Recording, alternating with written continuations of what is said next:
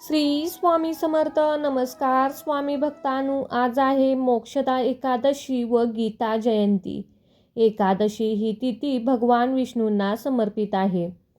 एकादशीच्या दिवशी भाविक उपवास करतात व दुसऱ्या दिवशी उपवास सोडतात. मार्गशीर्ष महिन्याच्या शुक्ल पक्षातील एकादशीला मोक्षदा एकादशी तसेच मोक्षदायिनी एकादशी साजरी केली जाते. या दिवशी पितरांना मोक्ष देणारी एकादशी असेही म्हटले जाते.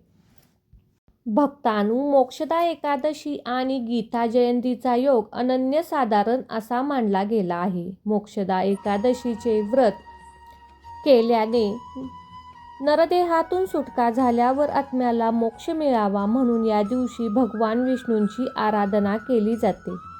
या दिवशी पद्मपुराणात भगवान श्रीकृष्ण आणि युधिष्ठिराला सांगितले, मोक्षदा एकादशीच्या दिवशी भगवान विष्णूला तुळशी धूप अर्पण केल्याने व मनोभावे पूजा केल्याने सर्व पातकांचा नाश होतो. पातक नष्ट झाल्याने आपसुकपणे मोक्षाची द्वारे खुलतात. मोक्षदा एकादशीचे व्रत मनापासून केल्याने मृत्यूपाशात केवळ आपल्यालाच नव्हे तर आपल्या पितरांच्याही आत्म्याला सद्गती मिळते. म्हणूनच भक्तांनो, ही एकादशी कामधेनूप्रमाणे आपल्याला सर्व मनोकामना पूर्ण करते. मोक्षदा एकादशीच्या दिवशी जर तुम्ही हा मंत्र ऐकला तर तुमच्या सर्व इच्छा मनोकामना पूर्ण होतात. चला तर मग भक्तांनो, या मंत्राला सुरुवात करूया. ओम नारायणाय विद्महे वासुदेवाय धीमहि तन्नो विष्णु प्रचोदयात्.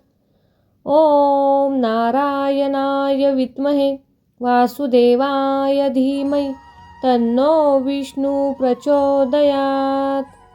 ओम नारायणाय विद्महे वासुदेवाय धीमहि तन्नो विष्णु प्रचोदयात्. ओम नारायणाय विद्महे वासुदेवाय धीमहि तन्नो विष्णु प्रचोदयात्. ओम नारायणाय विद्महे वासुदेवाय धीमहि तन्नो विष्णु प्रचोदयात्.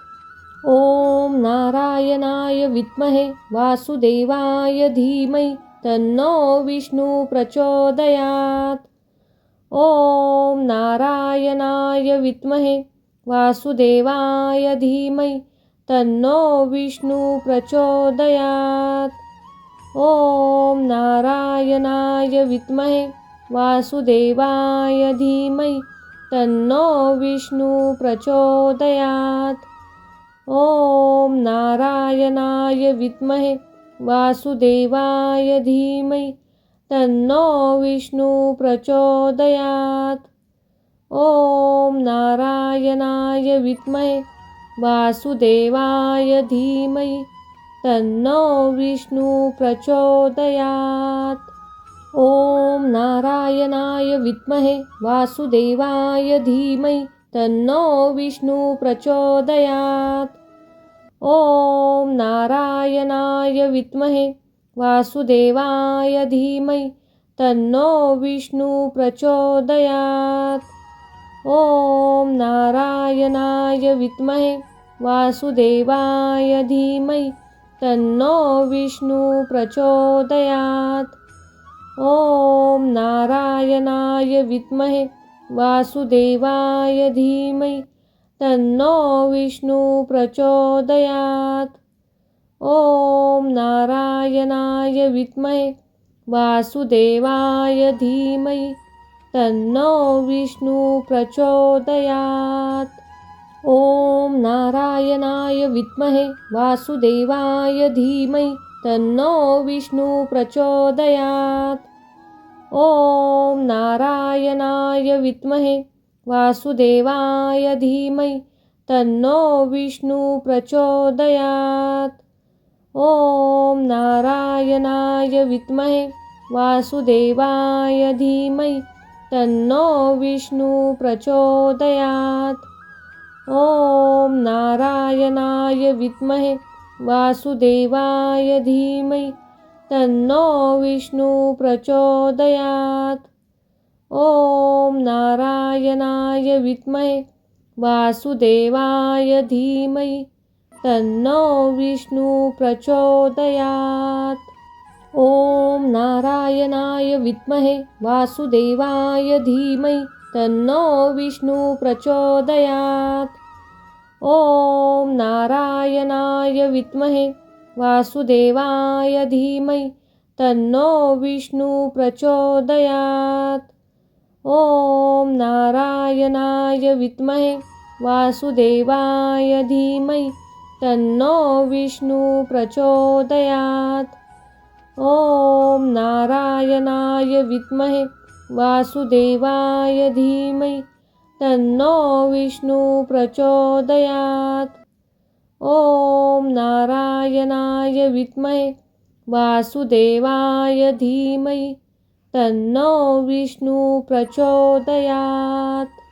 ॐ नारायणाय विद्महे वासुदेवाय धीमहि तन्नो विष्णु प्रचोदयात्। ॐ नारायणाय विद्महे वासुदेवाय धीमहि तन्नो विष्णु प्रचोदयात्। ॐ नारायणाय विद्महे वासुदेवाय धीमहि तन्नो विष्णु प्रचोदयात्। ॐ नारायणाय विद्महे वासुदेवाय धीमहि तन्नो विष्णु प्रचोदयात्। ॐ नारायणाय विद्महे वासुदेवाय धीमहि तन्नो विष्णु प्रचोदयात्। ॐ नारायणाय विद्महे वासुदेवाय धीमहि तन्नो विष्णु प्रचोदयात्। ॐ नारायणाय विद्महे वासुदेवाय धीमहि तन्नो विष्णु प्रचोदयात्।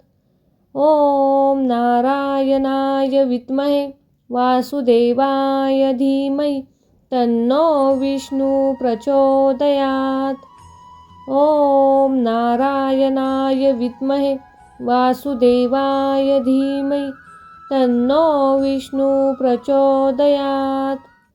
ॐ नारायणाय विद्महे वासुदेवाय धीमहि तन्नो विष्णु प्रचोदयात्। ॐ नारायणाय विद्महे वासुदेवाय धीमहि तन्नो विष्णु प्रचोदयात्। ॐ नारायणाय विद्महे वासुदेवाय धीमहि तन्नो विष्णु प्रचोदयात्। ॐ नारायणाय विद्महे वासुदेवाय धीमहि तन्नो विष्णु प्रचोदयात्। ॐ नारायणाय विद्महे वासुदेवाय धीमहि तन्नो विष्णु प्रचोदयात्।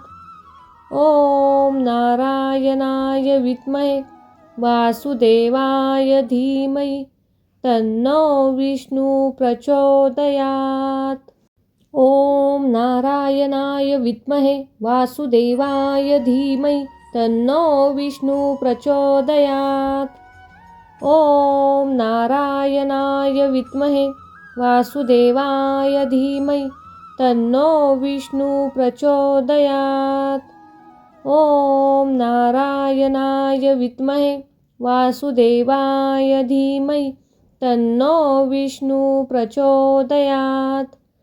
ॐ नारायणाय विद्महे वासुदेवाय धीमहि तन्नो विष्णु प्रचोदयात्।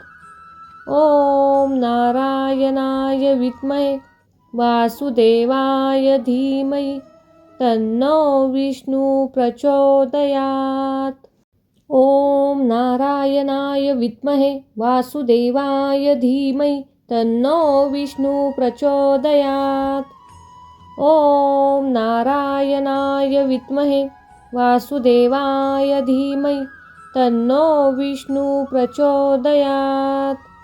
ॐ नारायणाय विद्महे वासुदेवाय धीमहि तन्नो विष्णु प्रचोदयात्। ॐ नारायणाय नारायणाय विद्महे वासुदेवाय धीमहि तन्नो विष्णु प्रचोदयात्। ॐ नारायणाय विद्महे वासुदेवाय धीमहि तन्नो विष्णु प्रचोदयात्। ॐ नारायणाय विद्महे वासुदेवाय धीमहि तन्नो विष्णु प्रचोदयात्। ॐ नारायणाय विद्महे वासुदेवाय धीमहि तन्नो विष्णु प्रचोदयात्। ॐ नारायणाय विद्महे वासुदेवाय धीमहि तन्नो विष्णु प्रचोदयात्। ॐ नारायणाय विद्महे वासुदेवाय धीमहि तन्नो विष्णु प्रचोदयात्। ॐ नारायणाय विद्महे वासुदेवाय धीमहि तन्नो विष्णु प्रचोदयात्। ॐ नारायणाय विद्महे वासुदेवाय धीमहि तन्नो विष्णु प्रचोदयात्। ॐ नारायणाय विद्महे वासुदेवाय धीमहि तन्नो विष्णु प्रचोदयात्। ॐ नारायणाय विद्महे वासुदेवाय धीमहि तन्नो विष्णु प्रचोदयात्। ॐ नारायणाय विद्महे वासुदेवाय धीमहि तन्नो विष्णु प्रचोदयात्। ॐ नारायणाय विद्महे वासुदेवाय धीमहि तन्नो विष्णु प्रचोदयात्। ॐ नारायणाय विद्महे वासुदेवाय धीमहि तन्नो विष्णु प्रचोदयात्। ॐ नारायणाय विद्महे वासुदेवाय धीमहि तन्नो विष्णु प्रचोदयात्। ॐ नारायणाय विद्महे वासुदेवाय धीमहि तन्नो विष्णु प्रचोदयात्। ॐ नारायणाय विद्महे वासुदेवाय धीमहि तन्नो विष्णु प्रचोदयात्। ॐ नारायणाय विद्महे वासुदेवाय धीमहि तन्नो विष्णु प्रचोदयात्।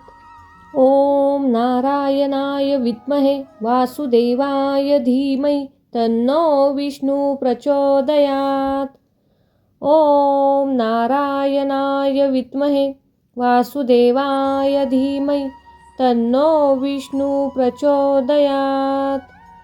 ॐ नारायणाय विद्महे वासुदेवाय धीमहि तन्नो विष्णु प्रचोदयात्। ॐ नारायणाय विद्महे वासुदेवाय धीमहि तन्नो विष्णु प्रचोदयात्। ॐ नारायणाय विद्महे वासुदेवाय धीमहि तन्नो विष्णु प्रचोदयात्। ॐ नारायणाय विद्महे वासुदेवाय धीमहि तन्नो विष्णु प्रचोदयात्। ॐ नारायणाय विद्महे वासुदेवाय धीमहि तन्नो विष्णु प्रचोदयात्। ॐ नारायणाय विद्महे वासुदेवाय धीमहि तन्नो विष्णु प्रचोदयात्।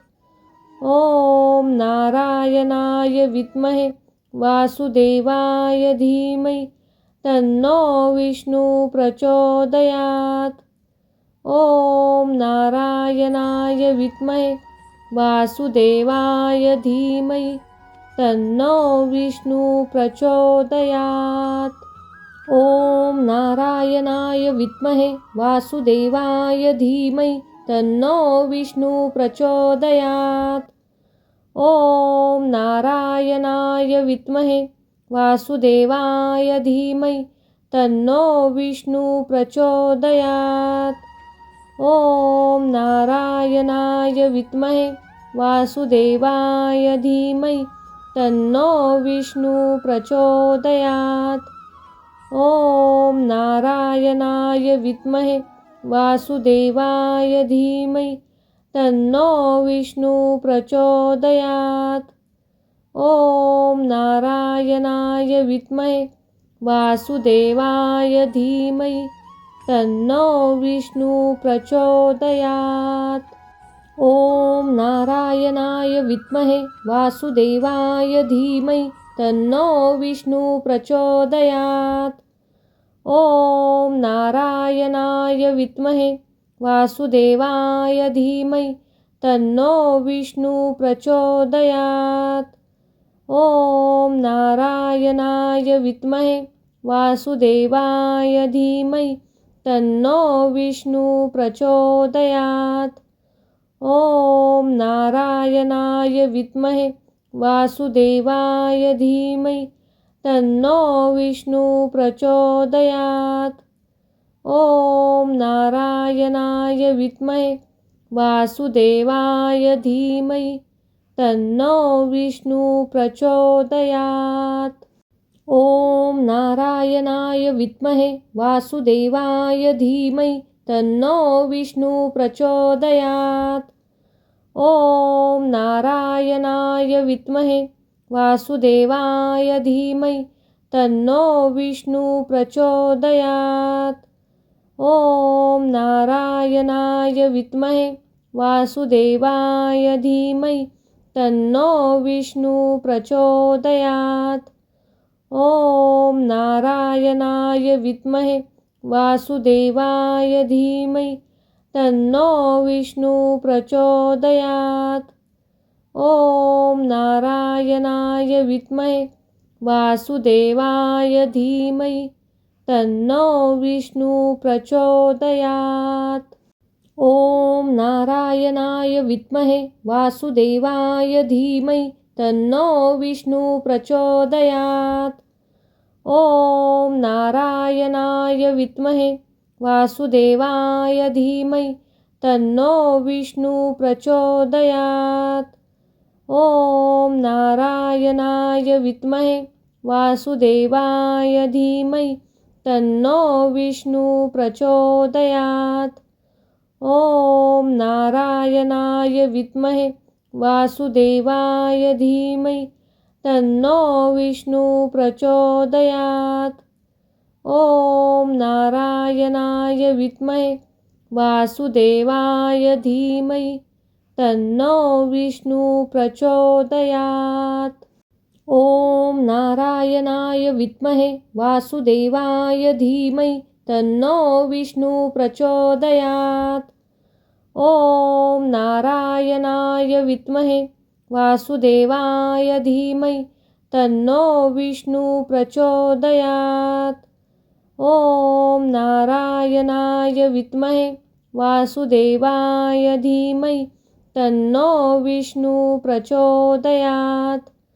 ॐ नारायणाय विद्महे वासुदेवाय धीमहि तन्नो विष्णु प्रचोदयात्। ॐ नारायणाय विद्महे वासुदेवाय धीमहि तन्नो विष्णु प्रचोदयात्।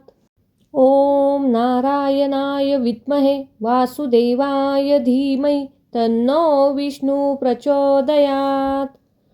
ॐ नारायणाय विद्महे वासुदेवाय धीमहि तन्नो विष्णु प्रचोदयात्। ॐ नारायणाय विद्महे वासुदेवाय धीमहि तन्नो विष्णु प्रचोदयात्। ॐ नारायणाय विद्महे वासुदेवाय धीमहि तन्नो विष्णु प्रचोदयात्। ॐ नारायणाय विद्महे वासुदेवाय धीमहि तन्नो विष्णु प्रचोदयात्।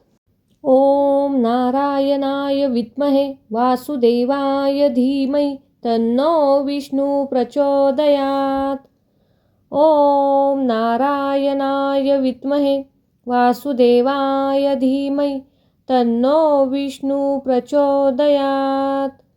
ॐ नारायणाय विद्महे वासुदेवाय धीमहि तन्नो विष्णु प्रचोदयात्। ॐ नारायणाय विद्महे वासुदेवाय धीमहि तन्नो विष्णु प्रचोदयात्।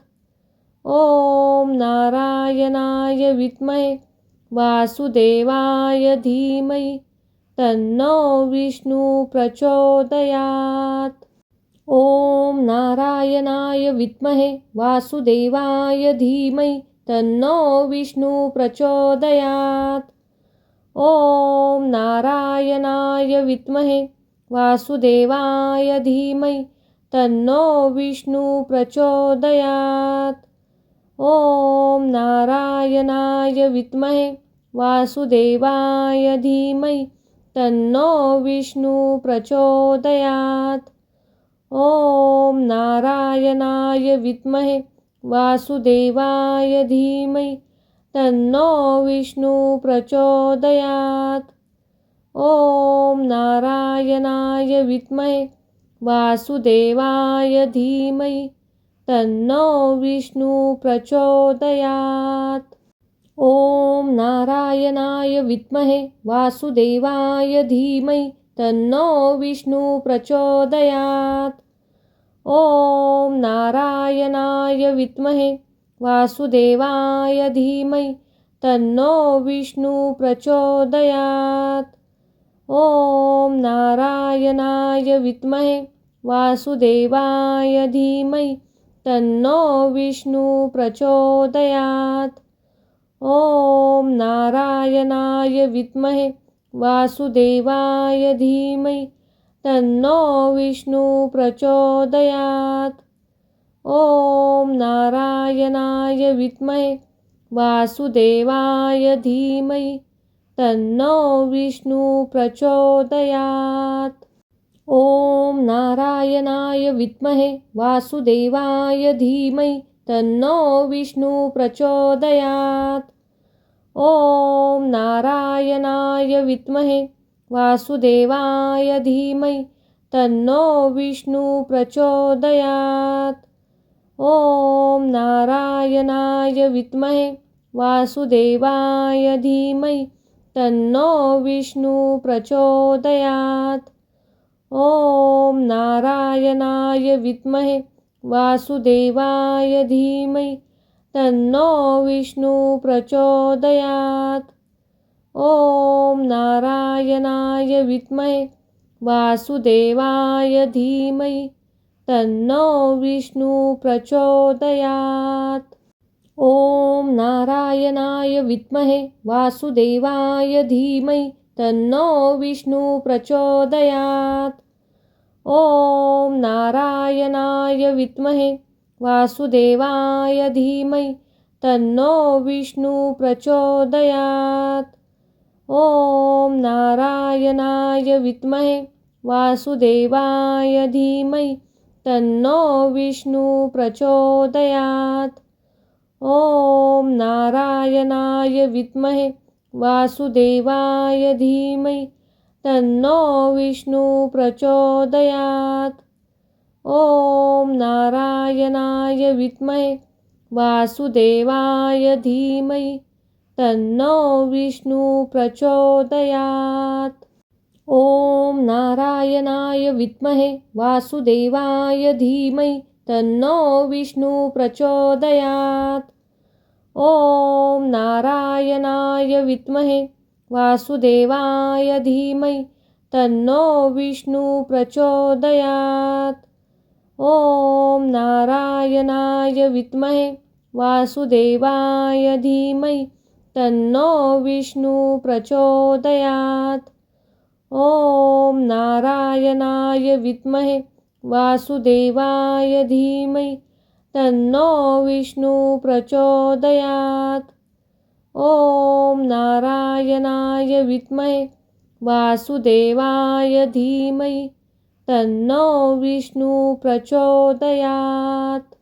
ॐ नारायणाय विद्महे वासुदेवाय धीमहि तन्नो विष्णु प्रचोदयात्। ॐ नारायणाय विद्महे वासुदेवाय धीमहि तन्नो विष्णु प्रचोदयात्। ॐ नारायणाय विद्महे वासुदेवाय धीमहि तन्नो विष्णु प्रचोदयात्। ॐ नारायणाय विद्महे वासुदेवाय धीमहि तन्नो विष्णु प्रचोदयात्। ॐ नारायणाय विद्महे वासुदेवाय धीमहि तन्नो विष्णु प्रचोदयात्। ॐ नारायणाय विद्महे वासुदेवाय धीमहि तन्नो विष्णु प्रचोदयात्। ॐ नारायणाय विद्महे वासुदेवाय धीमहि तन्नो विष्णु प्रचोदयात्। ॐ नारायणाय विद्महे वासुदेवाय धीमहि तन्नो विष्णु प्रचोदयात्। ॐ नारायणाय विद्महे वासुदेवाय धीमहि तन्नो विष्णु प्रचोदयात्। ॐ नारायणाय विद्महे वासुदेवाय धीमहि तन्नो विष्णु प्रचोदयात्। ॐ नारायणाय विद्महे वासुदेवाय धीमहि तन्नो विष्णु प्रचोदयात्। ॐ नारायणाय विद्महे वासुदेवाय धीमहि तन्नो विष्णु प्रचोदयात्। ॐ नारायणाय विद्महे वासुदेवाय धीमहि तन्नो विष्णु प्रचोदयात्। ॐ नारायणाय विद्महे वासुदेवाय धीमहि तन्नो विष्णु प्रचोदयात्। ॐ नारायणाय विद्महे वासुदेवाय धीमहि तन्नो विष्णु प्रचोदयात्। ॐ नारायणाय विद्महे वासुदेवाय धीमहि तन्नो विष्णु प्रचोदयात्। ॐ नारायणाय विद्महे वासुदेवाय धीमहि तन्नो विष्णु प्रचोदयात्। ॐ नारायणाय विद्महे वासुदेवाय धीमहि तन्नो विष्णु प्रचोदयात्। ॐ नारायणाय विद्महे वासुदेवाय धीमहि तन्नो विष्णु प्रचोदयात्। ॐ नारायणाय विद्महे वासुदेवाय धीमहि तन्नो विष्णु प्रचोदयात्। ॐ नारायणाय विद्महे वासुदेवाय धीमहि तन्नो विष्णु प्रचोदयात्। ॐ नारायणाय विद्महे वासुदेवाय धीमहि तन्नो विष्णु प्रचोदयात्। ॐ नारायणाय विद्महे वासुदेवाय धीमहि तन्नो विष्णु प्रचोदयात्। ॐ नारायणाय विद्महे वासुदेवाय धीमहि तन्नो विष्णु प्रचोदयात्। ॐ नारायणाय विद्महे वासुदेवाय धीमहि तन्नो विष्णु प्रचोदयात्। ॐ नारायणाय विद्महे वासुदेवाय धीमहि तन्नो विष्णु प्रचोदयात्। ॐ नारायणाय विद्महे वासुदेवाय धीमहि तन्नो विष्णु प्रचोदयात्। ॐ नारायणाय विद्महे वासुदेवाय धीमहि तन्नो विष्णु प्रचोदयात्। ॐ नारायणाय विद्महे वासुदेवाय धीमहि तन्नो विष्णु प्रचोदयात्। ॐ नारायणाय विद्महे वासुदेवाय धीमहि तन्नो विष्णु प्रचोदयात्। ॐ नारायणाय विद्महे वासुदेवाय धीमहि तन्नो विष्णु प्रचोदयात्। ॐ नारायणाय विद्महे वासुदेवाय धीमहि तन्नो विष्णु प्रचोदयात्। ॐ नारायणाय विद्महे वासुदेवाय धीमहि तन्नो विष्णु प्रचोदयात्। ॐ नारायणाय विद्महे वासुदेवाय धीमहि तन्नो विष्णु प्रचोदयात्। ॐ नारायणाय विद्महे वासुदेवाय धीमहि तन्नो विष्णु प्रचोदयात्। ॐ नारायणाय विद्महे वासुदेवाय धीमहि तन्नो विष्णु प्रचोदयात्। ॐ नारायणाय विद्महे वासुदेवाय धीमहि तन्नो विष्णु प्रचोदयात्। ॐ नारायणाय विद्महे वासुदेवाय धीमहि तन्नो विष्णु प्रचोदयात्। ॐ नारायणाय विद्महे वासुदेवाय धीमहि तन्नो विष्णु प्रचोदयात्। ॐ नारायणाय विद्महे वासुदेवाय धीमहि तन्नो विष्णु प्रचोदयात्। ॐ नारायणाय विद्महे वासुदेवाय धीमहि तन्नो विष्णु प्रचोदयात्। ॐ नारायणाय विद्महे वासुदेवाय धीमहि तन्नो विष्णु प्रचोदयात्। ॐ नारायणाय विद्महे वासुदेवाय धीमहि तन्नो विष्णु प्रचोदयात्। ॐ नारायणाय विद्महे वासुदेवाय धीमहि तन्नो विष्णु प्रचोदयात्। ॐ नारायणाय विद्महे वासुदेवाय धीमहि तन्नो विष्णु प्रचोदयात्। ॐ नारायणाय विद्महे वासुदेवाय धीमहि तन्नो विष्णु प्रचोदयात्। ॐ नारायणाय विद्महे वासुदेवाय धीमहि तन्नो विष्णु प्रचोदयात्। ॐ नारायणाय विद्महे वासुदेवाय धीमहि तन्नो विष्णु प्रचोदयात्। ॐ नारायणाय विद्महे वासुदेवाय धीमहि तन्नो विष्णु प्रचोदयात्।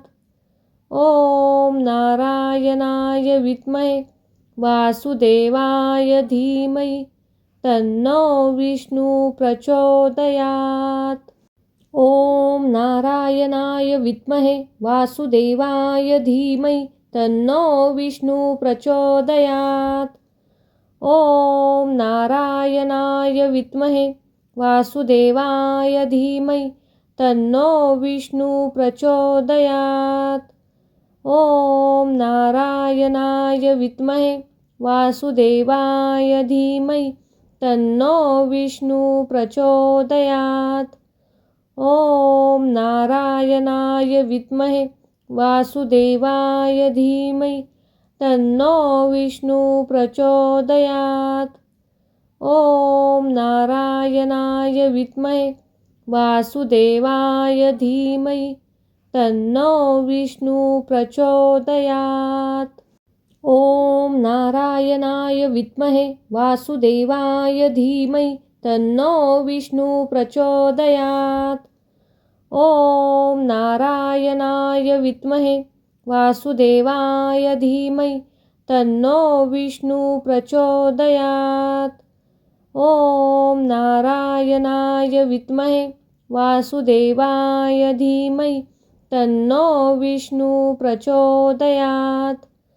ॐ नारायणाय विद्महे वासुदेवाय धीमहि तन्नो विष्णु प्रचोदयात्। ॐ नारायणाय विद्महे वासुदेवाय धीमहि तन्नो विष्णु प्रचोदयात्।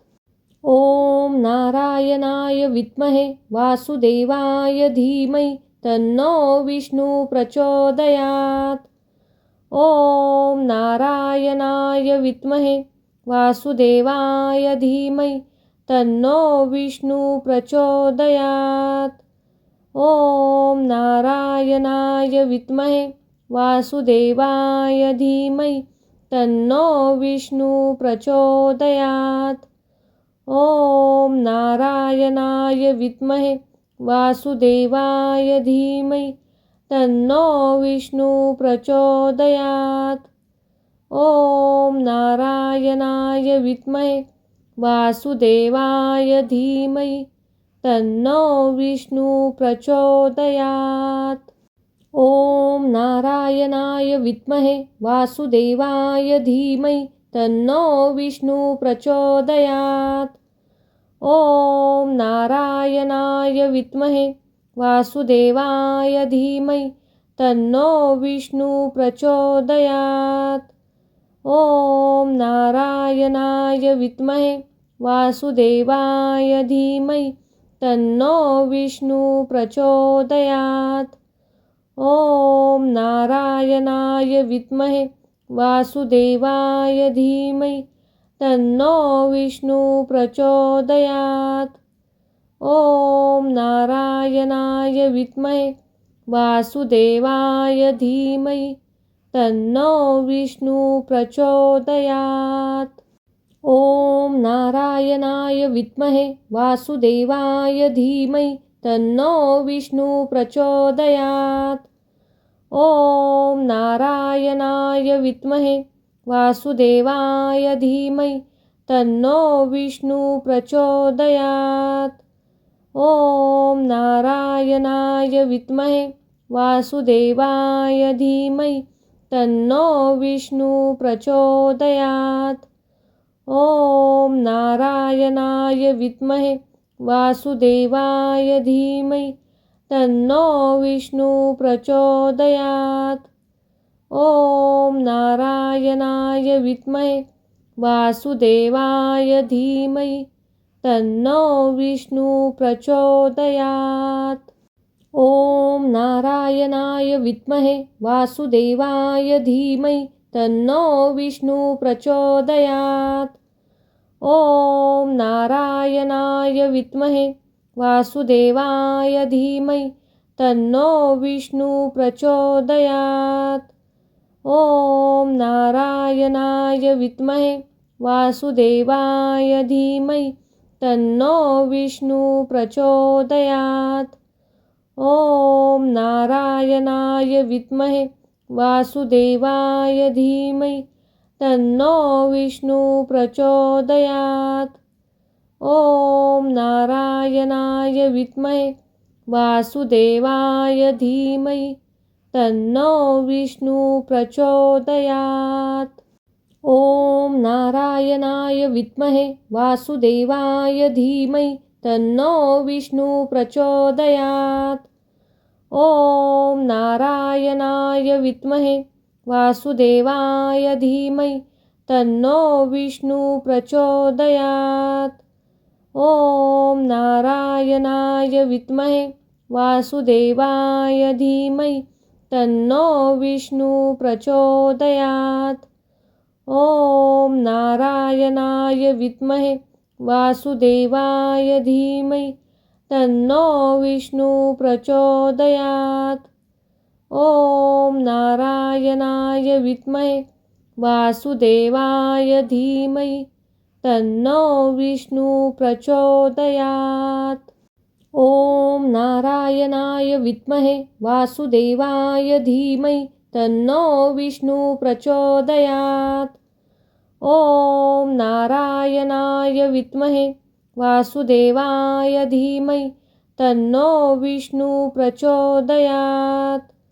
ॐ नारायणाय विद्महे वासुदेवाय धीमहि तन्नो विष्णु प्रचोदयात्। ॐ नारायणाय विद्महे वासुदेवाय धीमहि तन्नो विष्णु प्रचोदयात्। ॐ नारायणाय विद्महे वासुदेवाय धीमहि तन्नो विष्णु प्रचोदयात्। ॐ नारायणाय विद्महे वासुदेवाय धीमहि तन्नो विष्णु प्रचोदयात्। ॐ नारायणाय विद्महे वासुदेवाय धीमहि तन्नो विष्णु प्रचोदयात्। ॐ नारायणाय विद्महे वासुदेवाय धीमहि तन्नो विष्णु प्रचोदयात्। ॐ नारायणाय विद्महे वासुदेवाय धीमहि तन्नो विष्णु प्रचोदयात्। ॐ नारायणाय विद्महे वासुदेवाय धीमहि तन्नो विष्णु प्रचोदयात्। ॐ नारायणाय विद्महे वासुदेवाय धीमहि तन्नो विष्णु प्रचोदयात्। ॐ नारायणाय विद्महे वासुदेवाय धीमहि तन्नो विष्णु प्रचोदयात्। ॐ नारायणाय विद्महे वासुदेवाय धीमहि तन्नो विष्णु प्रचोदयात्। ॐ नारायणाय विद्महे वासुदेवाय धीमहि तन्नो विष्णु प्रचोदयात्। ॐ नारायणाय विद्महे वासुदेवाय धीमहि तन्नो विष्णु प्रचोदयात्। ॐ नारायणाय विद्महे वासुदेवाय धीमहि तन्नो विष्णु प्रचोदयात्। ॐ नारायणाय विद्महे वासुदेवाय धीमहि तन्नो विष्णु प्रचोदयात्। ॐ नारायणाय विद्महे वासुदेवाय धीमहि तन्नो विष्णु प्रचोदयात्। ॐ नारायणाय विद्महे वासुदेवाय धीमहि तन्नो विष्णु प्रचोदयात्। ॐ नारायणाय विद्महे वासुदेवाय धीमहि तन्नो विष्णु प्रचोदयात्। ॐ नारायणाय विद्महे वासुदेवाय धीमहि तन्नो विष्णु प्रचोदयात्। ॐ नारायणाय विद्महे वासुदेवाय धीमहि तन्नो विष्णु प्रचोदयात्। ॐ नारायणाय विद्महे वासुदेवाय धीमहि तन्नो विष्णु प्रचोदयात्। ॐ नारायणाय विद्महे वासुदेवाय धीमहि तन्नो विष्णु प्रचोदयात्। ॐ नारायणाय विद्महे वासुदेवाय धीमहि तन्नो विष्णु प्रचोदयात्। ॐ नारायणाय विद्महे वासुदेवाय धीमहि तन्नो विष्णु प्रचोदयात्। ॐ नारायणाय विद्महे वासुदेवाय धीमहि तन्नो विष्णु प्रचोदयात्। ॐ नारायणाय विद्महे वासुदेवाय धीमहि तन्नो विष्णु प्रचोदयात्। ॐ नारायणाय विद्महे वासुदेवाय धीमहि तन्नो विष्णु प्रचोदयात्। ॐ नारायणाय विद्महे वासुदेवाय धीमहि तन्नो विष्णु प्रचोदयात्। ॐ नारायणाय विद्महे वासुदेवाय धीमहि तन्नो विष्णु प्रचोदयात्। ॐ नारायणाय विद्महे वासुदेवाय धीमहि तन्नो विष्णु प्रचोदयात्। ॐ नारायणाय विद्महे वासुदेवाय धीमहि तन्नो विष्णु प्रचोदयात्।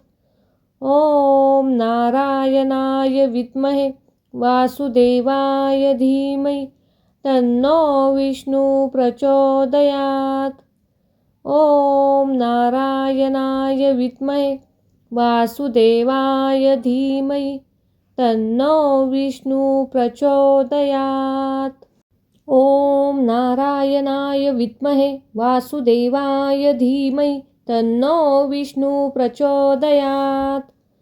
ॐ नारायणाय विद्महे वासुदेवाय धीमहि तन्नो विष्णु प्रचोदयात्। ॐ नारायणाय विद्महे वासुदेवाय धीमहि तन्नो विष्णु प्रचोदयात्। ॐ नारायणाय विद्महे वासुदेवाय धीमहि तन्नो विष्णु प्रचोदयात्। ॐ नारायणाय विद्महे वासुदेवाय धीमहि तन्नो विष्णु प्रचोदयात्। ॐ नारायणाय विद्महे वासुदेवाय धीमहि तन्नो विष्णु प्रचोदयात्। ॐ नारायणाय विद्महे वासुदेवाय धीमहि तन्नो विष्णु प्रचोदयात्। ॐ नारायणाय विद्महे वासुदेवाय धीमहि तन्नो विष्णु प्रचोदयात्। ॐ नारायणाय विद्महे वासुदेवाय धीमहि तन्नो विष्णु प्रचोदयात्। ॐ नारायणाय विद्महे वासुदेवाय धीमहि तन्नो विष्णु प्रचोदयात्। ॐ नारायणाय विद्महे वासुदेवाय धीमहि तन्नो विष्णु प्रचोदयात्। ॐ नारायणाय विद्महे वासुदेवाय धीमहि तन्नो विष्णु प्रचोदयात्। ॐ नारायणाय विद्महे वासुदेवाय धीमहि तन्नो विष्णु प्रचोदयात्। ॐ नारायणाय विद्महे वासुदेवाय धीमहि तन्नो विष्णु प्रचोदयात्। ॐ नारायणाय विद्महे वासुदेवाय धीमहि तन्नो विष्णु प्रचोदयात्। ॐ नारायणाय विद्महे वासुदेवाय धीमहि तन्नो विष्णु प्रचोदयात्।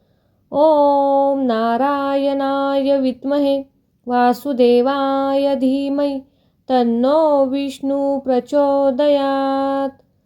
ॐ नारायणाय विद्महे वासुदेवाय धीमहि तन्नो विष्णु प्रचोदयात्।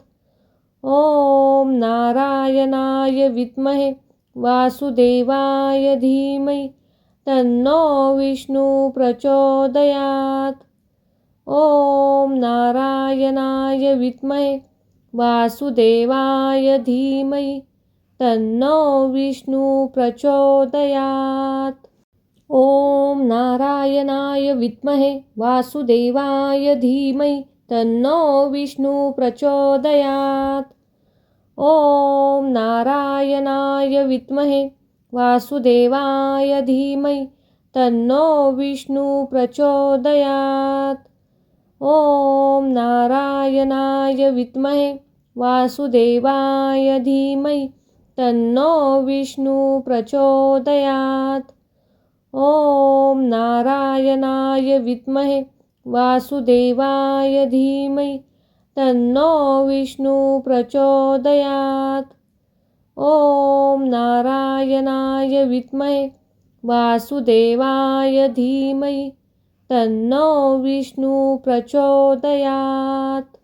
ॐ नारायणाय विद्महे वासुदेवाय धीमहि तन्नो विष्णु प्रचोदयात्। ॐ नारायणाय विद्महे वासुदेवाय धीमहि तन्नो विष्णु प्रचोदयात्। ॐ नारायणाय विद्महे वासुदेवाय धीमहि तन्नो विष्णु प्रचोदयात्। ॐ नारायणाय विद्महे वासुदेवाय धीमहि तन्नो विष्णु प्रचोदयात्। ॐ नारायणाय विद्महे वासुदेवाय धीमहि तन्नो विष्णु प्रचोदयात्। ॐ नारायणाय विद्महे वासुदेवाय धीमहि तन्नो विष्णु प्रचोदयात्। ॐ नारायणाय विद्महे वासुदेवाय धीमहि तन्नो विष्णु प्रचोदयात्। ॐ नारायणाय विद्महे वासुदेवाय धीमहि तन्नो विष्णु प्रचोदयात्। ॐ नारायणाय विद्महे वासुदेवाय धीमहि तन्नो विष्णु प्रचोदयात्। ॐ नारायणाय विद्महे वासुदेवाय धीमहि तन्नो विष्णु प्रचोदयात्। ॐ नारायणाय विद्महे वासुदेवाय धीमहि तन्नो विष्णु प्रचोदयात्। ॐ नारायणाय विद्महे वासुदेवाय धीमहि तन्नो विष्णु प्रचोदयात्। ॐ नारायणाय विद्महे वासुदेवाय धीमहि तन्नो विष्णु प्रचोदयात्। ॐ नारायणाय विद्महे वासुदेवाय धीमहि तन्नो विष्णु प्रचोदयात्। ॐ नारायणाय विद्महे वासुदेवाय धीमहि तन्नो विष्णु प्रचोदयात्। ॐ नारायणाय विद्महे वासुदेवाय धीमहि तन्नो विष्णु प्रचोदयात्। ॐ नारायणाय विद्महे वासुदेवाय धीमहि तन्नो विष्णु प्रचोदयात्।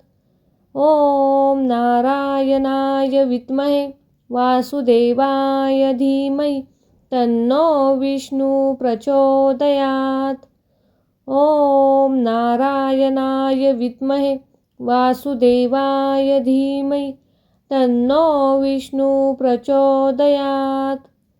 ॐ नारायणाय विद्महे वासुदेवाय धीमहि तन्नो विष्णु प्रचोदयात्।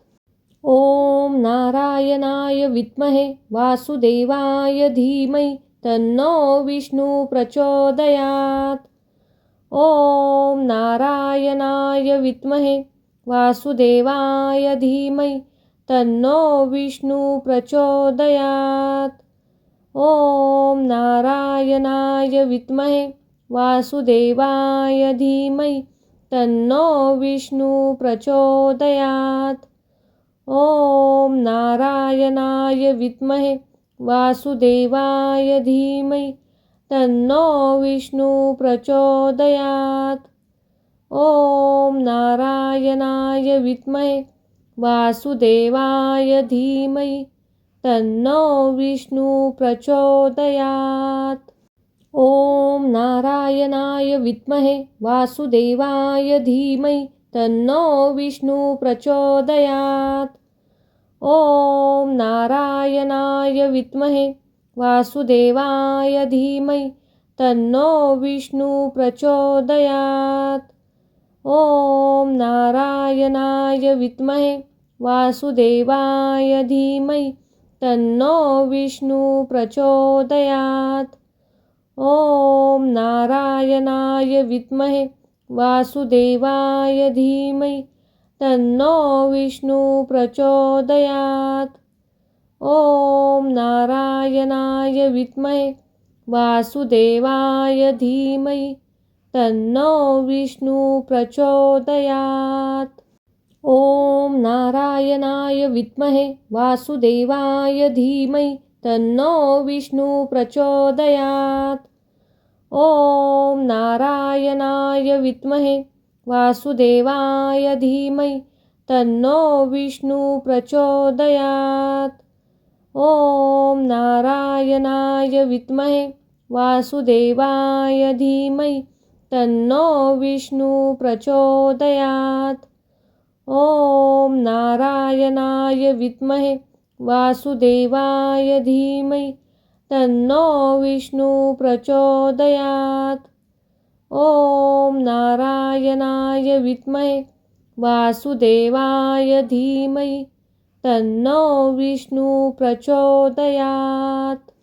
ॐ नारायणाय विद्महे वासुदेवाय धीमहि तन्नो विष्णु प्रचोदयात्। ॐ नारायणाय विद्महे वासुदेवाय धीमहि तन्नो विष्णु प्रचोदयात्। ॐ नारायणाय विद्महे वासुदेवाय धीमहि तन्नो विष्णु प्रचोदयात्। ॐ नारायणाय विद्महे वासुदेवाय धीमहि तन्नो विष्णु प्रचोदयात्। ॐ नारायणाय विद्महे वासुदेवाय धीमहि तन्नो विष्णु प्रचोदयात्। ॐ नारायणाय विद्महे वासुदेवाय धीमहि तन्नो विष्णु प्रचोदयात्। ॐ नारायणाय विद्महे वासुदेवाय धीमहि तन्नो विष्णु प्रचोदयात्। ॐ नारायणाय विद्महे वासुदेवाय धीमहि तन्नो विष्णु प्रचोदयात्।